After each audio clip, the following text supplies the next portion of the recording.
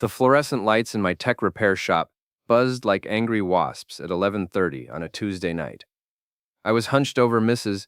Peterson's ancient laptop, trying to resurrect it from whatever digital purgatory her grandkids had sent it to, when I heard Lydia's voice drift through the thin wall separating my shop from the alley. Minai, Ugran, Brady. My family comes first. He's just second. Always will be.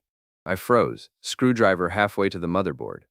My wife's voice carried that particular tone she used when she thought nobody important was listening. The same tone she'd used with her parents when discussing whether I was good enough for their precious daughter. I muttered to the laptop screen. Hell, I didn't even meddle. I crept to the window overlooking the alley behind the Ocean View restaurant, her family's little kingdom, where everyone in town came to see and be seen. Through the grimy glass, I could make out Lydia's silhouette pressed against the brick wall, phone glued to her ear like a lifeline.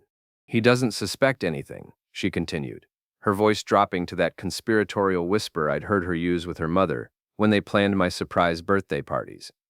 Except this didn't sound like party planning.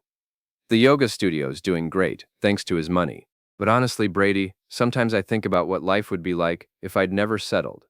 Settled. The word hit me like a wrench to the gut. I'd known Lydia since high school, back when she was just another small-town girl with big dreams and bigger attitude.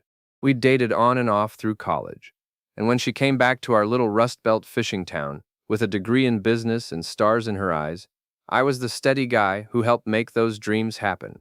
I'd funded her yoga studio with money I'd saved from 15 years of fixing computers and phones for half the town. I'd listened to her complain about her parents' restaurant, her friends' drama, her endless pursuit of something better than what we had. And apparently, I was what she'd settled for. Next week works perfect, Lydia was saying. He'll be at that computer convention in Portland. We'll have the whole weekend. My hands clenched around the screwdriver. Computer convention. She meant the regional tech expo, where I'd planned to scout new equipment for the shop. The same trip she'd encouraged me to take, insisting I needed to expand my horizons and network with other professionals. Now I understood why she'd been so supportive. I watched her end the call and smooth down her yoga pants before walking back toward the restaurant's rear entrance. Even in the dim alley light, she moved with that practiced grace she'd perfected in her studio, all flowing lines and deliberate positioning. Everything about Lydia was deliberate, calculated for maximum effect, including, apparently, her marriage to me. I spent the next hour pretending to work on Mrs. Peterson's laptop, while my mind raced through the implications. Brady had to be Brady Mitchell, the real estate hotshot who'd moved back to town 6 months ago with his fancy suits and flashy car. He'd been sniffing around the restaurant lately, always finding excuses to chat with Lydia when I was there for family dinners. I should have seen it coming. Brady was everything I wasn't: smooth, polished, the kind of guy who belonged in Lydia's Instagram-perfect world. He probably never showed up to dinner with grease under his fingernails, or made inappropriate jokes at her parents' dinner parties.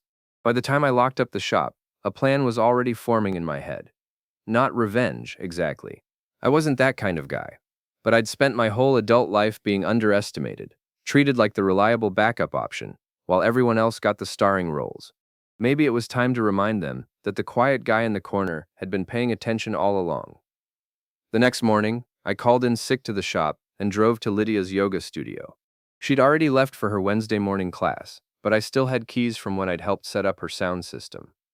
The studio occupied the ground floor of a converted Victorian house on Elm Street, all exposed brick and reclaimed wood that had cost me 3 months' profit to install. I found Lydia's private phone in her desk drawer, tucked behind a stack of wellness magazines like some teenage diary. She'd always been paranoid about privacy, insisting she needed separate devices for business and personal use. Now I understood why. The messages went back 4 months. Photos, plans, intimate details about their relationship, and her growing dissatisfaction with our marriage. But what really caught my attention were the bank transfers. Small amounts at first, then larger ones. Money flowing from our joint account to Brady's business, labeled as yoga workshop investments and wellness retreat deposits. My wife wasn't just cheating on me. She was funding it with my money. I photographed everything, uploaded it to a secure cloud account, and carefully returned the phone to its hiding spot. Then I drove home to our little house on Maple Street, the one I'd inherited from my mother, and spent 2 years renovating to Lydia's specifications. and started making lists. Lydia came home around 6, glowing with post-workout endorphins and chattering about her day. She'd always been a talker, filling every silence with observations about her clients, her family, her endless plans for improving our lives. I used to find it charming. Now it sounded like background noise. "How was the shop?" she asked, settling onto the couch with her green smoothie. "Quiet day," I said. "Fixed Mrs. Peterson's laptop. Ordered some parts. Nothing exciting." She nodded absently, already scrolling through her phone. Probably the official one. "Oh, I meant to tell you," she said without looking up. "I ran into Brady Mitchell today. He's interested in investing in the studio expansion we talked about. Might be worth having dinner with him and his business partner this weekend." "This weekend?" I kept my voice neutral. "I thought we were going to your parents' anniversary party Saturday." "We are, but this is important, Jake. The studio's at a crucial growth phase, and Brady really understands the wellness market." "I bet he does," I thought. Out loud I said, "Sure, honey, whatever you think is best." She smiled and leaned over to kiss my cheek, the same absent gesture she'd been giving me for months. "You're the best. I don't know what I'd do without you." "You're about to find out," I thought. That night, while Lydia slept beside me, I transferred our joint savings into my personal account. $23,000, money from my mother's life insurance, my shop's profits, and the overtime I'd worked to fund Lydia's dreams. I left exactly enough in the joint account to cover the mortgage payment, then booked a flight to Cancun departing Friday morning. I'd never taken a vacation without Lydia. Hell, I'd barely taken vacations at all. But if she wanted to play house with Brady Mitchell while I was supposed to be in Portland, she could explain to her parents why her husband was sipping margaritas in Mexico instead. I left the boarding pass on her pillow, with a note written in my careful technician's handwriting. "Gone fishing. Guess who's first now? Jake." Then I drove to the airport, turned off my phone, and disappeared. 5 days in Cancun gave me plenty of time to think. I'd spent most of it on the beach, reading paperback thrillers and watching other couples navigate their relationships. Some laughed together, some fought, some ignored each other completely, but they all seemed to know where they stood. I'd been lying to myself for months, maybe years, pretending that Lydia's distance was just stress, that her constant criticism was meant to help me improve, that her family's barely concealed disdain was something I could win over with patience and hard work. The truth was simpler and uglier. I'd been a placeholder, the safe choice while she figured out what she really wanted, and now she had. I flew back on Tuesday afternoon, deliberately avoiding Lydia's calls and texts, 47 messages, ranging from confused to angry to panicked. The last few mentioned lawyers and police reports, which almost made me laugh. What was she going to tell them? That her husband had taken their money and left town. She'd have to explain where the money came from first. My sister Jennifer was waiting at my house when I pulled into the driveway. She sat on the front steps in her scrubs, having just finished a shift at the hospital, looking like she was ready to either hug me or punch me. "You magnificent idiot," she said as I climbed out of my rental car. "Do you have any idea what you've stirred up?" "I'm getting a pretty good picture." I gestured toward the house, where several windows showed signs of hasty tape repairs. "Let me guess. Lydia had a key emergency. She showed up Sunday night with her parents and Brady Mitchell, demanding to search the house for clues about where you'd gone. When Mrs. Patterson next door told them she'd seen you loading suitcases Friday morning, Lydia completely lost it. Started screaming about how you'd stolen her life savings and abandoned her. I unlocked the front door, noting that the locks hadn't been changed. Lydia still thought like someone who'd never really been challenged. And the windows. Jack Morrison threw a rock through the kitchen window. Called you a thief and a coward. Donna had to drag him away before he did something really stupid. Jack and Donna Morrison, Lydia's parents, owners of the Ocean View restaurant, pillars of the community. Jack had made his feelings about me clear from day one, treating me like hired help who'd gotten above his station. Donna was more subtle but no less cutting, always finding ways to suggest that Lydia could do better. "They filed a police report," Jennifer continued, following me inside. "Tom Bradley had to explain that taking money from your own joint account isn't theft, but they're talking about hiring a lawyer." Tom Bradley was our police chief, a reasonable guy who'd graduated 2 years ahead of me. He'd also brought his computer to my shop 3 times in the past year, so he knew I wasn't exactly a criminal mastermind. "Let them hire whoever they want," I said, surveying the house. Someone had searched it thoroughly but carefully. Drawers opened, papers scattered, but nothing broken except the window. "Did they find anything interesting?" Not unless you count Lydia going through your mother's photo albums and crying. Jennifer's voice softened. Jake, what's really going on here? This isn't like you. I showed her the photos from Lydia's secret phone, watching my sister's expression shift from concern to disgust, to something approaching pride. That manipulative witch, Jennifer breathed. How long has this been going on? 4 months that I can prove. Probably longer. I pocketed the phone and headed for the kitchen. Want some coffee? I've got a feeling this is going to be a long conversation. Jennifer helped me clean up the glass while I explained my discovery, the money transfers, and Lydia's careful planning around my Portland trip. My sister had never particularly liked my wife. She'd called Lydia high maintenance and fake from the beginning. But she listened without saying I told you so. So what's your plan? She asked finally. I'm not sure yet, but I'm done being the understanding husband who takes whatever scraps of respect they're willing to throw my way. My phone buzzed with another text from Lydia. Jake, please call me. We need to talk. I can explain everything. I showed Jennifer the message. She snorted. Explain what? How she was planning to spend your money on her boyfriend while you were out of town. That's probably exactly what she'll try to explain. Lydia's always been good at making her problems sound like misunderstandings. I was right. She showed up an hour after Jennifer left, looking perfectly composed in her yoga outfit and expensive jacket. Her eyes were red-rimmed but determined, the look she got when she'd prepared for a difficult conversation. Jake, thank goodness you're home safe, she said, stepping into the living room like she owned it. Which, technically, she didn't. The house was mine, inherited from my mother with no mortgage and no joint ownership. I was so worried when you disappeared like that. Were you? I settled into my father's old recliner, the one Lydia had always wanted me to replace. Or were you worried about explaining to Brady why your husband wasn't conveniently out of town? Her face went pale, but she recovered quickly. I don't know what you think you know, but I know about the phone, Lydia. I know about the money transfers. I know about your weekend plans. I kept my voice conversational, almost friendly. What I don't know is how long you've been planning to make me look like a fool. She sat down heavily on the couch, her careful composure cracking. It's not what you think. Really. Because what I think is that you've been using our marriage as a cover while you figured out how to trade up, and funding the whole thing with money I earned fixing computers for half this town. The studio needed capital, so you decided to invest in Brady's real estate business without telling me? That's an interesting business model. Lydia's jaw tightened. You don't understand the pressures I'm under. The studio's barely breaking even. My parents are constantly asking when we're going to have children. And you. She stopped herself. And I what? You're content with this. She gestured around the room, at the modest house and simple furniture. You're happy fixing computers and making small talk with Mrs. Peterson. But I want more than that, Jake. I've always wanted more. There it was, the truth she'd been dancing around for months. So you decided to take it, I said, with my money and behind my back. I was trying to build something better for both of us. No, you were trying to build something better for you. Brady was just the financing plan. She stood up, pacing to the window. Fine. Yes, Brady and I have gotten close, but it's not some sordid affair.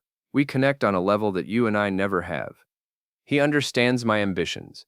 He understands your bank account. That's not fair. Fair? I laughed, and the sound surprised both of us. Lydia, you've been planning to cheat on me with money I earned, and you're worried about fair? She turned back to me, and for a moment I saw something desperate in her eyes. Jake, we can work this out. I made some mistakes, but we can fix this. I love you. No, you don't. I stood up, suddenly tired of the whole conversation. You love what I represent. Stability, reliability. Someone who won't challenge your family or your plans. But you don't love me. That's not true. When's my birthday, Lydia? She blinked. What? My birthday? When is it? It's in September, October 15th. We've been together for 8 years, married for 3, and you don't know when my birthday is. I walked to the front door and opened it. I think you should leave. Jake, please. Leave, Lydia. Go stay with your parents or Brady or whoever's willing to listen to your explanations.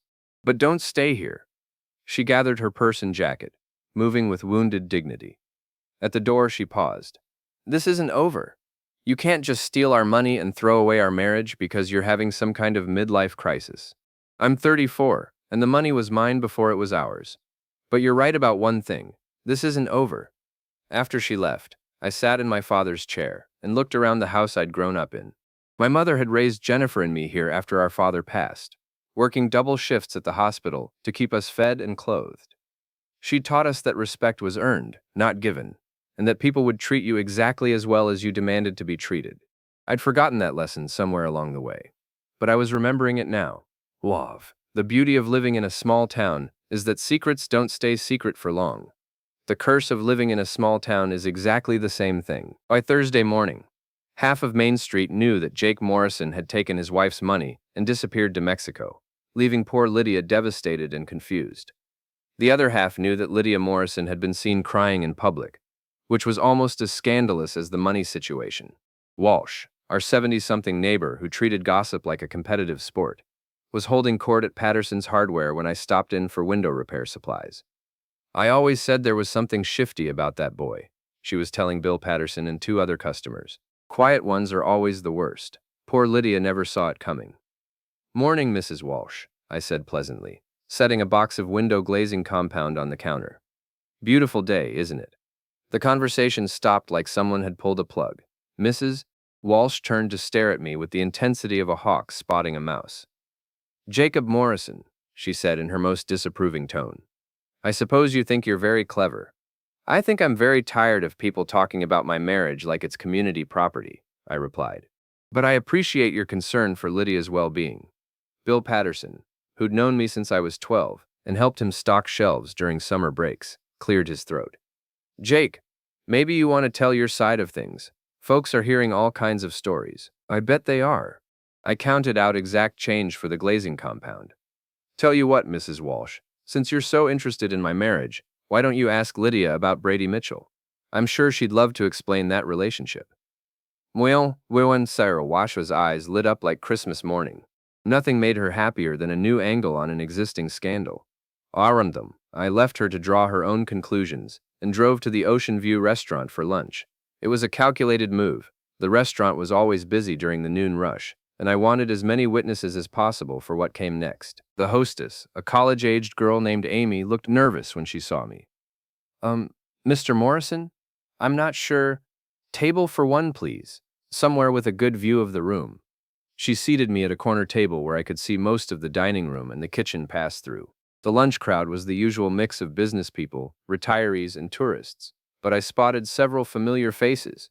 People who'd brought their computers to my shop, neighbors from our street, members of Lydia's yoga classes. Perfect. Jack Morrison emerged from the kitchen 5 minutes later, his face flushed with anger and exertion. He was a big man who'd played football in high school and never quite accepted that those days were over. He approached my table like he was planning to tackle me. "You've got some nerve showing up here," he said loudly enough for half the restaurant to hear. "It's a public establishment, Jack. I'm a paying customer." I gestured to the menu I'd been studying.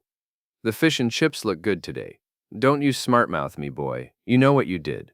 Several conversations had stopped, and I could feel the attention of the room focusing on our table. This was exactly what I'd hoped for. "What I did," I said clearly, "was take a vacation with my own money. What Lydia did was plan to spend that money on her boyfriend while I was gone." Jack's face went from red to purple. "That's a lie." "Is it?" I pulled out my phone and opened the photo gallery I'd prepared. "Because I've got bank records showing $4,000 transferred from our joint account to Brady Mitchell's business over the past 2 months, plus some very interesting text messages." "You went through her private phone?" "I went through the phone I paid for, Jack. Just like I paid for her yoga studio, her car, and most of the groceries in your daughter's refrigerator." I stood up, leaving a 20 on the table. "But don't worry. I'm sure Brady can cover her expenses from now on." The restaurant had gone completely quiet. Even the kitchen staff had stopped working to listen through the pass-through. Jack took a step toward me. "You son of a... Careful, Jack.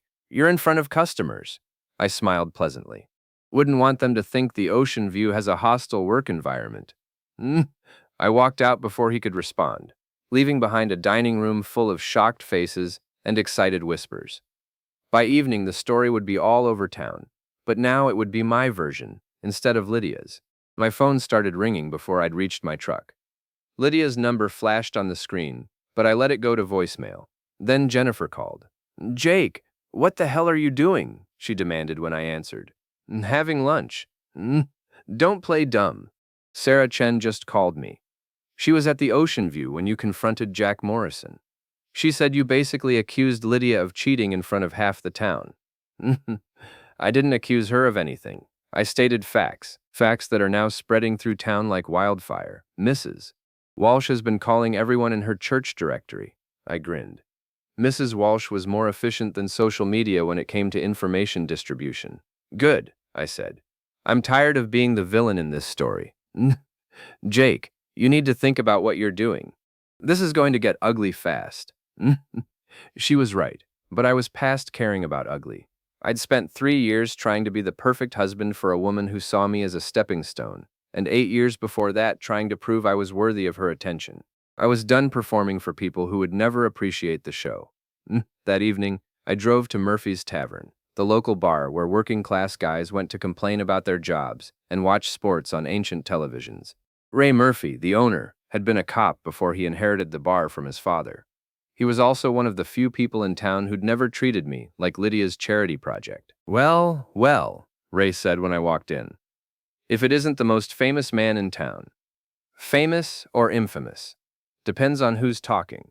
What can I get you? Beer. Whatever's cold. He pulled a bottle from the cooler and set it in front of me. The bar was half empty, but I recognized most of the faces. Guys who worked at the marina, the hardware store, the few remaining fishing boats. Blue-collar men who understood what it meant to work for everything you had. Heard you had words with Jack Morrison today, Ray said, wiping down glasses. Jack had words. I just provided some context. Context about his daughter stepping out on you? I took a long drink of beer. Context about his daughter making some interesting financial decisions. Ray nodded approvingly. Always said that girl was too good for her own good. Her mother's the same way. Thinks the sun shines out of their rear ends because they own a restaurant. What do you know about Brady Mitchell? Real estate guy? Flashy car? Expensive suits? Talks a lot about investment opportunities? That's him. Ray leaned against the bar, lowering his voice. Word is he's leveraged up to his eyeballs. Bought that big house on Elm Street with nothing down, leases the fancy car, owes money all over town. He's been trying to get investors for some development project, but nobody with sense wants to touch it. This was news to me. Development project. Wants to buy up the old waterfront properties and build condos. Problem is, most of those lots have title issues going back decades, and the environmental impact studies alone would cost more than the land's worth. I finished my beer thinking. Sounds like the kind of project that would need significant upfront capital. The kind of capital a smart man wouldn't risk, Ray agreed. But a desperate man might. I left Murphy's with a much clearer picture of Brady Mitchell's situation. He wasn't just interested in Lydia. He was interested in her money. Or more accurately, my money.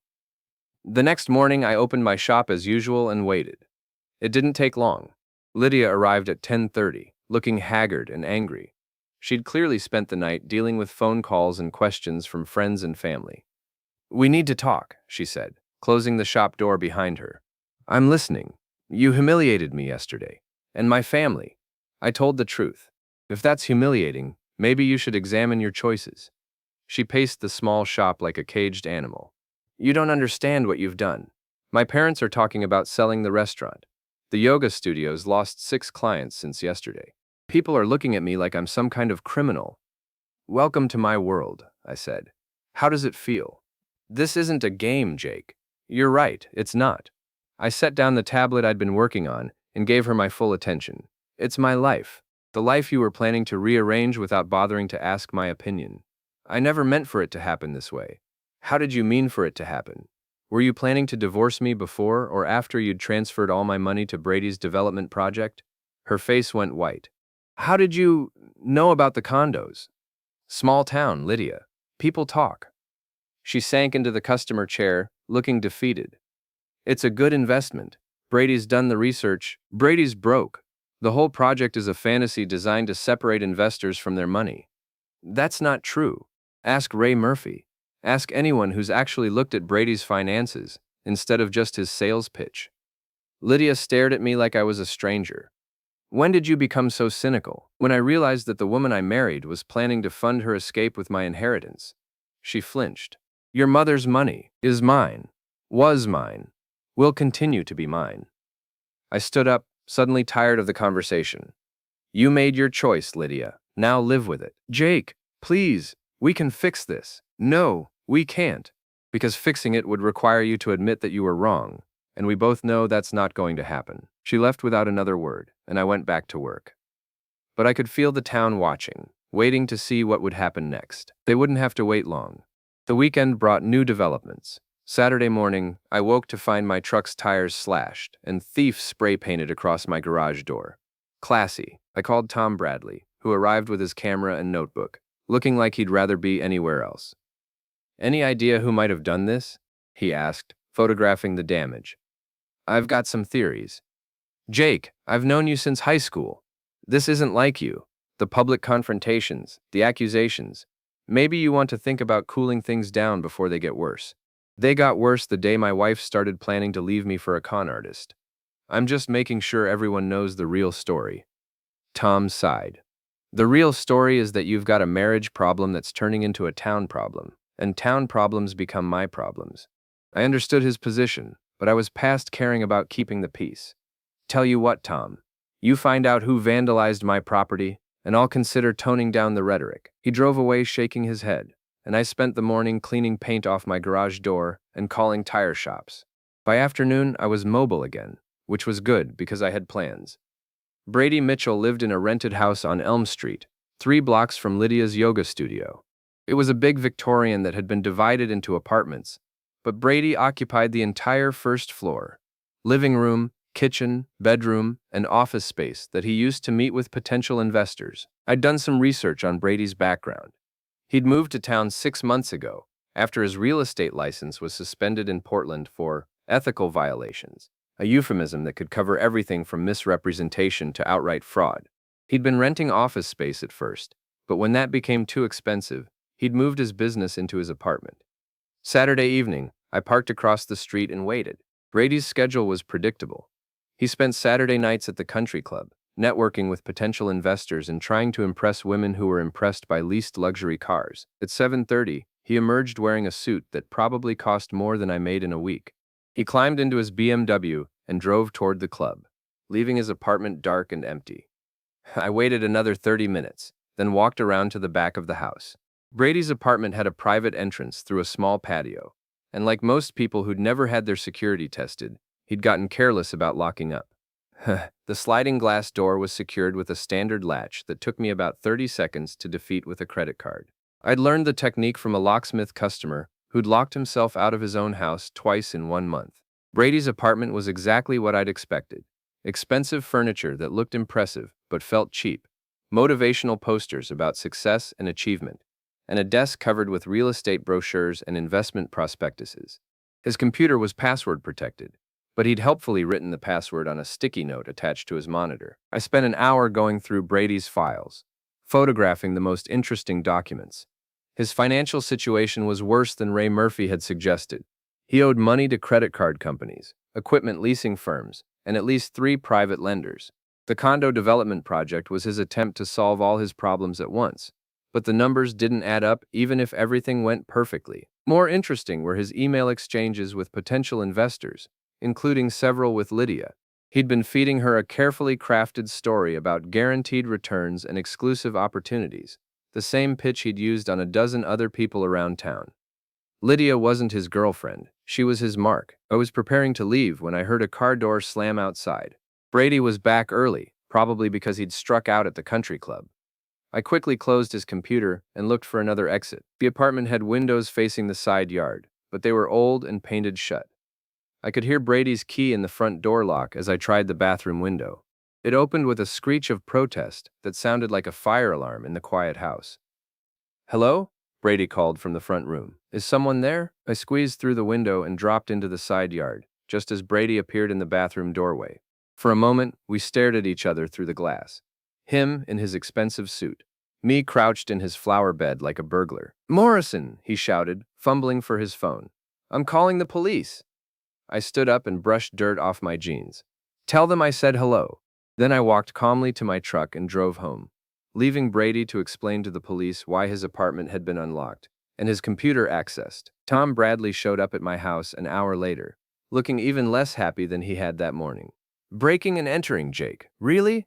I didn't break anything. The door was unlocked.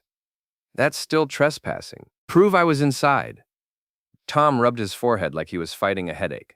Brady Mitchell says you were going through his computer. Brady Mitchell says a lot of things. Most of them aren't true. Jake, this has to stop. I can't keep ignoring complaints just because I like you better than the people making them. I understood his position, but I also understood something else. Brady hadn't called the police immediately. He'd waited almost an hour, which meant he'd spent time making sure there was nothing incriminating visible on his computer or in his apartment. Did Brady mention what I might have been looking for? I asked. He said you're harassing him because of some paranoid jealousy about your wife. Did he show you his financial records? His correspondence with investors? Tom's expression shifted slightly. Why would he do that? Because if he's running a con game, he'd want to make sure the police chief wasn't asking uncomfortable questions. I could see Tom thinking it through. He'd been a cop for 15 years before taking the chief's job, and he knew the difference between domestic drama and criminal activity. Jake, if you've got evidence of fraud, bring it to me through proper channels. Don't go breaking into people's houses. I'll keep that in mind.